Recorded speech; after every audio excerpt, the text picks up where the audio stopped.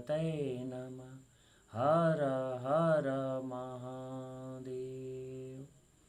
मैं आप लोगों को पूर्व में गुरु के बारे में बताया हूँ, गुरु की हर एक चीज़ों को बताया हूँ। बहुत सारी चीज़ें बताई नहीं जाती हैं, जानकारी रहते हुए वह इंसान बोल नहीं पाता है। लेकिन जब चीज़ें प्रैक्टिकल में आती है, प्रश्न आते हैं, तो उसका उत्तर देता है। समय समय पे मैं उसमें ऐड करता जाऊंगा और आप लोग इन सारे चीज़ों को सुनेंगे और लोगों तक पहुंचाएं। कम से कम 5 से 10 लोगों के बीच यह बताएं कि सत्य क्या है, क्योंकि सत्य की जानकारी देना ज्ञान बांटने से बढ़ता है, घटता नहीं है। इस चीज़ों को ध्यान रखें और इसको आगे बढ़ाएं। मैं आपको आज बताऊंगा ध्यान। ध्यान क्या है, ध्यान क्यों लगाना चाहिए। तो ध्यान क्या है? तो ध्यान है एक विधि है जिसके द्वारा हम मन को एकाग्र करते हैं, और दूसरे शब्दों में कहें तो यह समाधि की पूर्व अवस्था है। यह समाधि की पूर्व अवस्था है जिसके माध्यम से हम चीज़ों को उसके वास्तविक स्वरूप में देखने का प्रयास करते हैं। हम चीज़ों को उसके वास्तविक स्वरूप में देखने का प्रयास करते हैं, और यह आत्मशुद्धि की एक आंतरिक अवस्था है।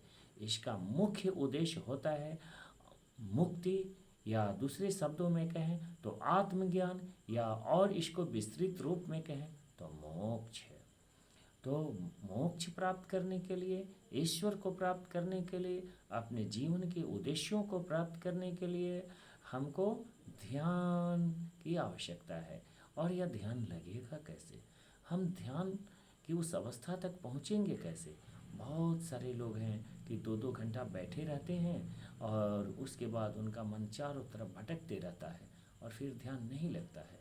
और इस तरह वे सामाजिक रूप से, मानसिक रूप से अपने आप को प्रताड़ित महसूस करते हैं, अपने आप को असहज महसूस करते हैं।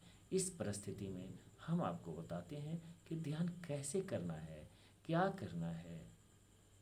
तो सबसे पहले ध्यान के लिए बहुत सारे चीज़ों की आवश्यकता होती है। हर एक व्यक्ति को एक नियमबद्ध तरीके से ध्यान करना चाहिए। जैसे नियम, आसन होना चाहिए, प्राणायाम होना चाहिए, प्रत्याहार होना चाहिए, धारणा होना चाहिए, ध्यान होना चाहिए। तब आप अंततः समाधि की उच्चतम अवस्था को पहुँचेंगे। इन सारे चीज़ों की सहायता से ही आप समाधि की उच्चतम अवस्था को पहुँच सकते हैं। ध्यान कैसे करें? तो ध्यान जो है मुख्य रूप से इसके 2 तरीके होते हैं। 2 तरह के संत भी होते हैं, मतलब इसको अदरवाइज नहीं ले।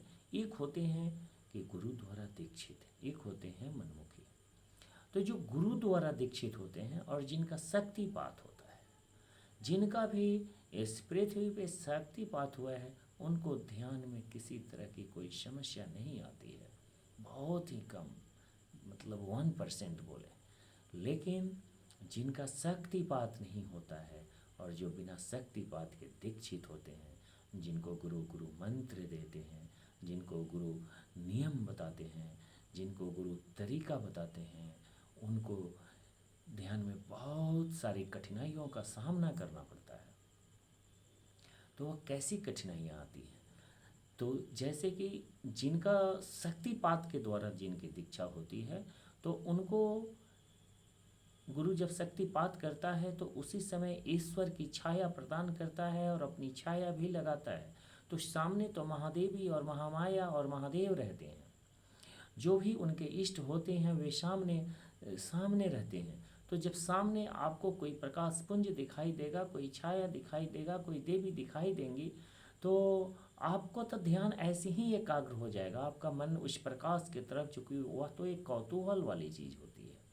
तो आप उधर जाके और देखते रहेंगे, समझते रहेंगे कि यह क्या है, यह कहाँ से आई है, मैं कौन हूँ, मैं क्या हूँ, कहाँ से आया हूँ। और रहस्य के पर्दे आपके सामने से उठने लगेंगे। फिर क्या होगा कि आपका तो ध्यान उसी समय लग जाता है। इसीलिए बताया जाता है और कहा जाता है कि गुरु की कृपा अति महत्वपूर्ण है, बिन गुरु कुछ नहीं होगा।